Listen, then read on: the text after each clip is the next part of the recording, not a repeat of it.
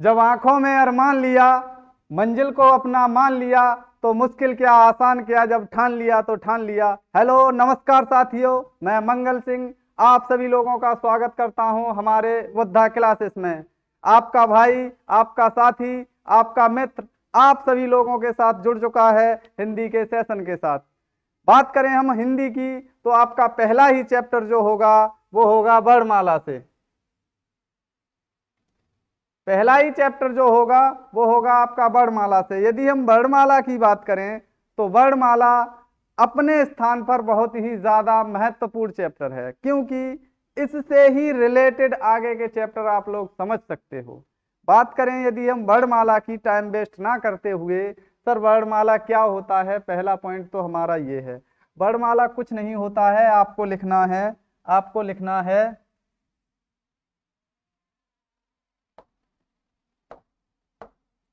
वर्णमाला की बात करें तो वर्णमाला में आपको लिखना है वर्णों का एक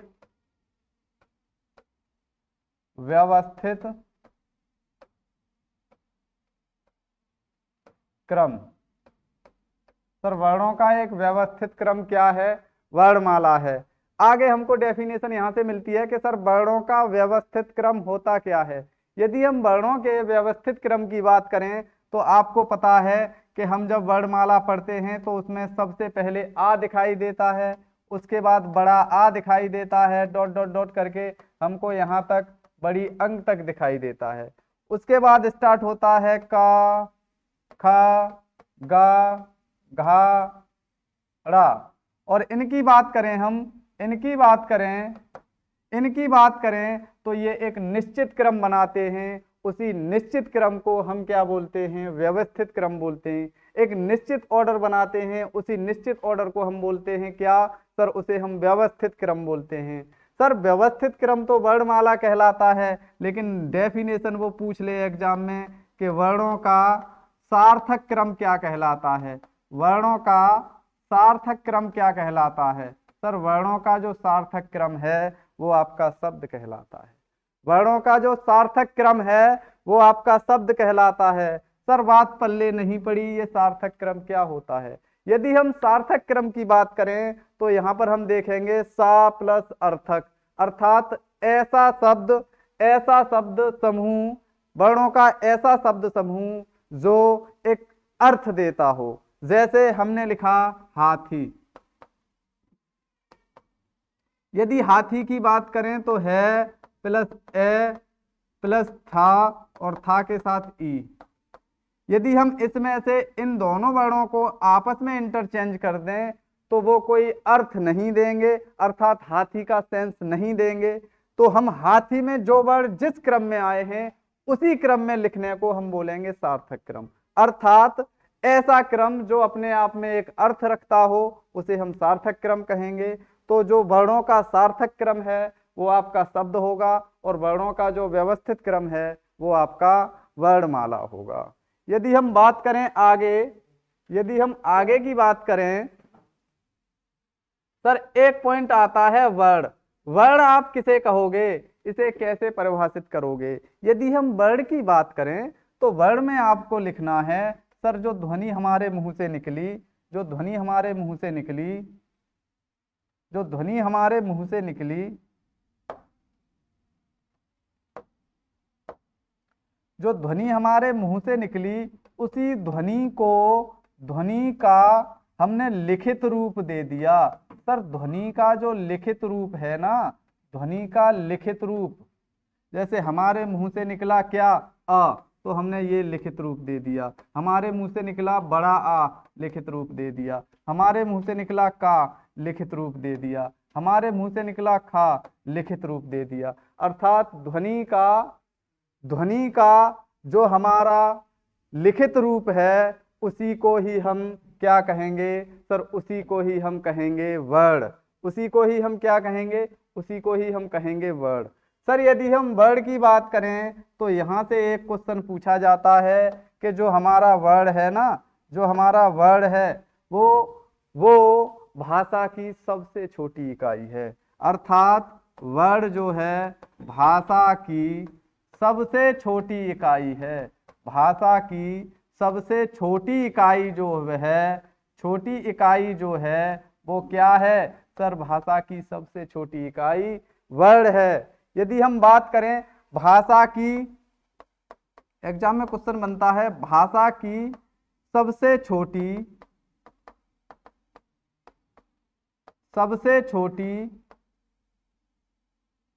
सार्थक इकाई क्या है? सार्थक इकाई। सर सार्थक इकाई की जब बात करेगा तो भाषा की सबसे छोटी सार्थक इकाई जो अर्थ रखती हो वो होगी आपकी शब्द। क्या होगी? शब्द। भाषा की सबसे छोटी इकाई वर्ड है, लेकिन भाषा की सबसे छोटी सार्थक इकाई क्या है सर? सबसे छोटी सार्थक इकाई है हमारी शब्द। आगे बात करें हम अगले पॉइंट की, आगे बात करें हम अगले पॉइंट की, तो वो है हमारा लिपि। सर लिपि किसे कहेंगे हम?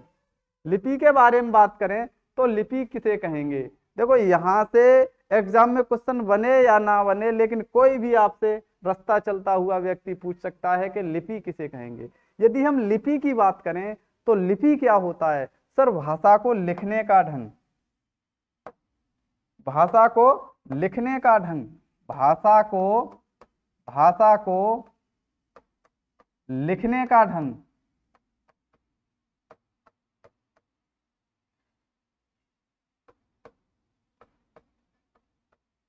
भाषा को लिखने का ढंग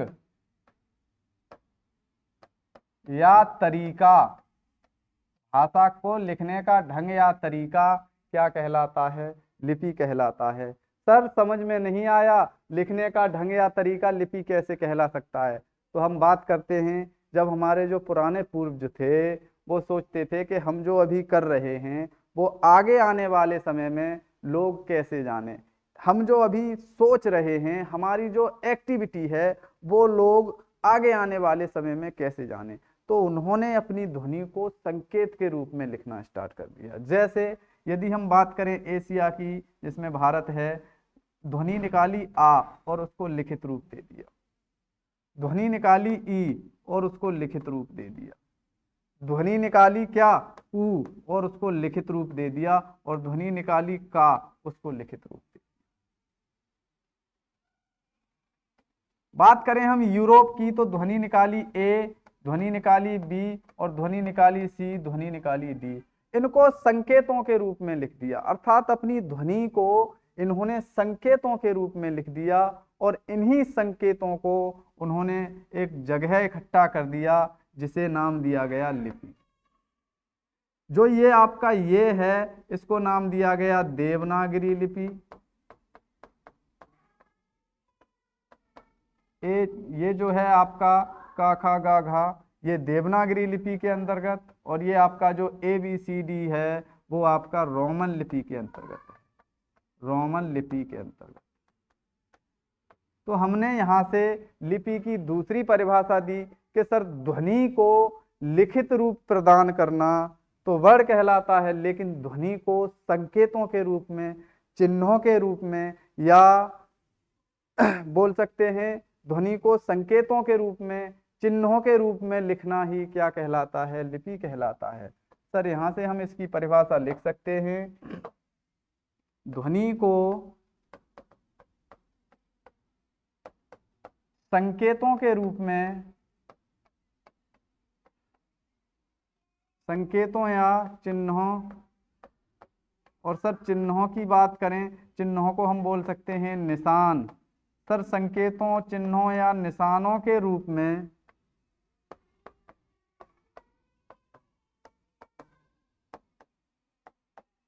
लिखना लिपि कहलाता है। अब बात क्लियर हो गई, अब बात क्लियर हो गई कि भाषा के लिखने का जो ढंग है वो क्या है सर? वो लिपि है। भाषा को जो लिखने का ढंग है वो क्या है सर? वो लिपि है। यदि हम आगे बात करें, यदि हम आगे बात करें तो अगला जो पॉइंट है आपका वो है वर्णों के प्रकार, वर्णों के प्रकार। यदि हम वर्णों के प्रकार की बात करें तो वर्ण आपको पता है कितने प्रकार के होते हैं सर? वर्ण होते हैं दो प्रकार के, वर्ण होते हैं दो प्रकार के। वर्ण होते हैं दो प्रकार के। कौन कौन से? सर इसमें वर्ण समाहित हो जाएंगे। पहला जो है वो है स्वर, और दूसरा जो है दूसरा जो है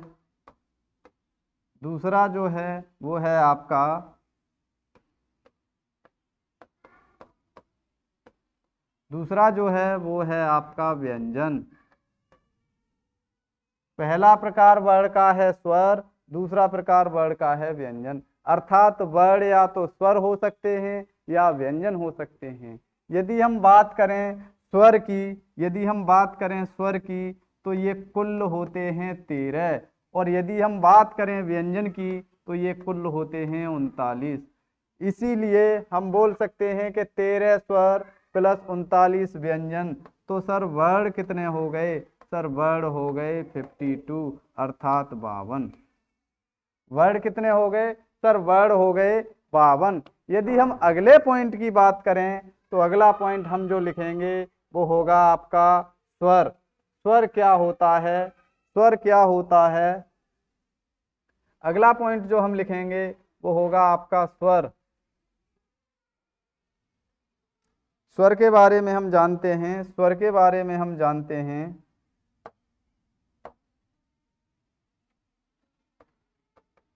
हेडिंग डाल लेंगे स्वर। यदि हम स्वर की बात करें, स्वर क्या होता है? सर वे वर्ण जो स्वतंत्र रूप से बोले जाते हैं, अर्थात स्वतंत्र रूप से बोले जाने वाले वर्ण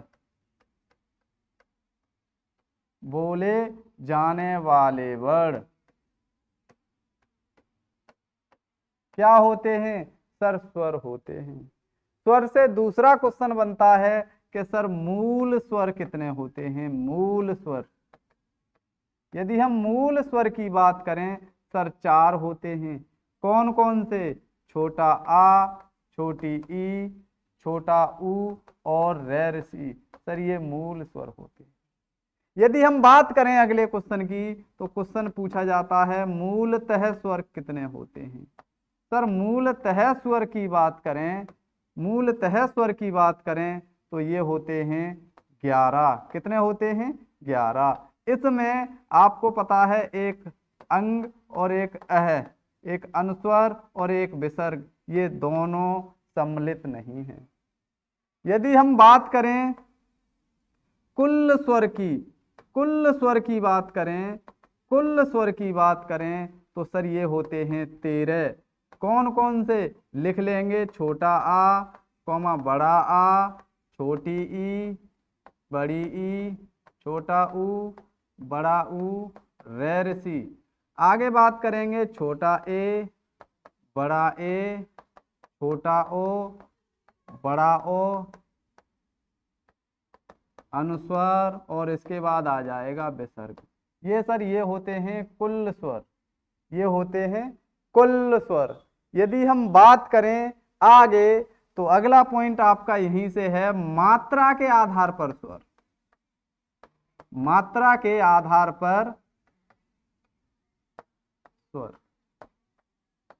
सर मात्रा के आधार पर जो स्वर हैं वो होते हैं 10। सर इसमें जो है आपका छोटा आ, अंग और बड़ी अंग अर्थात विसर्ग, इनको सम्मिलित नहीं किया गया है। स्वर की बात करें तो स्वतंत्र रूप से बोले जाने वाले वर्ण स्वर कहलाते हैं। सर इनकी संख्या की बात करें तो एग्जाम में क्वेश्चन आता है 3-4 प्रकार से। मूल स्वर कितने हैं? 4। कौन कौन से? छोटा आ, छोटी ई, छोटा ऊ और रैर सी। सर मूलतः स्वर कितने हैं? 11। कौन कौन से? सर छोटा आ, बड़ा आ, छोटी ई, बड़ी ई, छोटा ऊ, बड़ा ऊ, रैर सी, ए, छोटी ए, बड़ी ए, छोटा ओ और बड़ा ओ। सर इसमें अनुस्वार और विसर्ग इन दोनों को सम्मिलित नहीं किया गया है। यदि हम कुल स्वर की बात करें तो कुल स्वर हैं हमारे 13। कौन कौन से? जो आपके सामने लिखे हुए हैं। यदि हम बात करें मात्रा के आधार पर स्वर की तो सर मात्रा के आधार पर स्वर हैं हमारे 10। इसमें छोटा आ, अनुस्वर और विसर्ग ये दोनों को सम्मिलित नहीं किया गया है। यदि हम अगले पॉइंट की बात करें, अगला पॉइंट है हमारा, अगला पॉइंट है हमारा